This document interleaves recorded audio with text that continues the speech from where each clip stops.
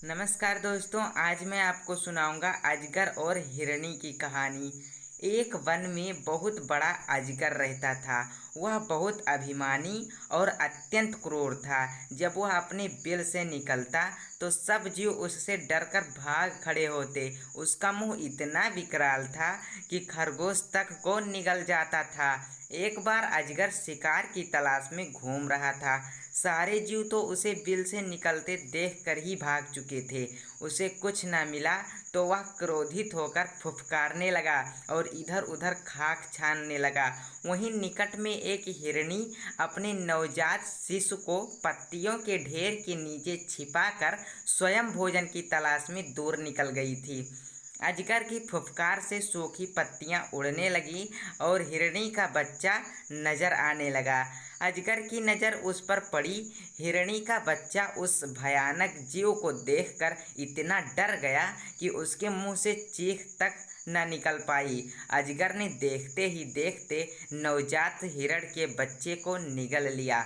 तब तक हिरनी भी लौट आई थी, पर वह क्या करती। आंखों में आंसू भर जड़ होकर दूर से अपने बच्चे को काल का ग्रास बनते देखती रही।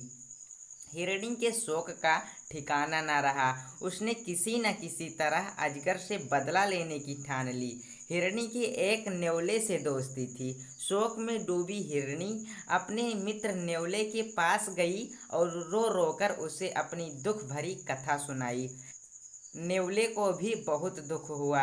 वह दुख भरे स्वर में बोला, मित्र, मेरे बस में होता तो मैं उस नीच अजगर के 100 टुकड़े कर डालता, पर क्या करें, वह छोटा मोटा सांप नहीं है जिसे मैं मार सकूं।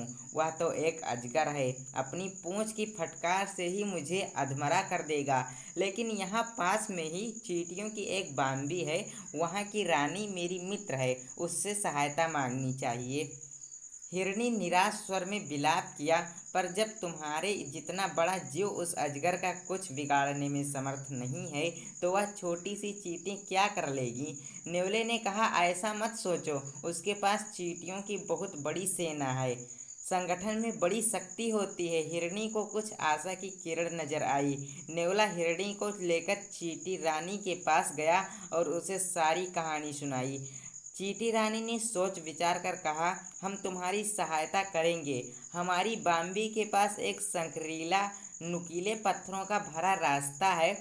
तुम किसी तरह उस अजगर को उस रास्ते से आने पर मजबूर करो, बाकी काम मेरी सेना पर छोड़ दो।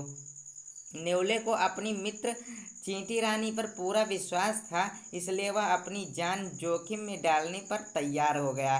दूसरे दिन नेवला जाकर सांप के बिल के पास अपनी बोली बोलने लगा।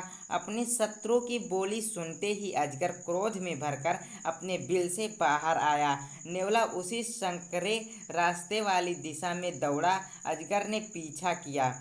अजगर रुकता तो नेवला मुड़कर फुफकारता और अजगर को गुस्सा दिलाकर फिर पीछा करने पर मजबूर करता। इसी प्रकार नेवले ने उसे संकरीले रास्ते से गुजरने पर मजबूर कर दिया।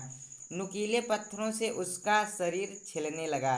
जब तक अजगर उस रास्ते से बाहर आया तब तक उसका काफ़ी शरीर छिल गया था और जगह जगह से खून टपक रहा था।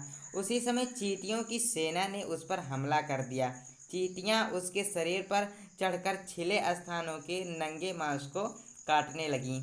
अजगर तड़प उठा, अपना शरीर पटकने लगा, जिससे और मांस छिलने लगा और चींटियों को आक्रमण के लिए नए नए स्थान मिलने लगे। अजगर चींटियों का क्या बिगाड़ता, वह हजारों की गिनती में उस पर टूट पड़ रही थीं। कुछ ही देर में क्रूर अजगर ने तड़प तड़प कर दम तोड़ दिया। संगठन शक्ति बड़े बड़ों को धूल चटा देती है, इसलिए संगठित होकर रहने में ही भलाई है। उम्मीद करता हूँ दोस्तों आपको ये कहानी पसंद आई होगी, तो कृपया इस वीडियो को लाइक कर दीजिए और इसे अपने दोस्तों के साथ भी शेयर कीजिए। चैनल को सब्सक्राइब नहीं किए हैं तो नीचे लाल रंग का सब्सक्राइब लिखा होगा, वहाँ पर क्लिक कर दीजिए, चैनल सब्सक्राइब हो जाएगा। Thank you.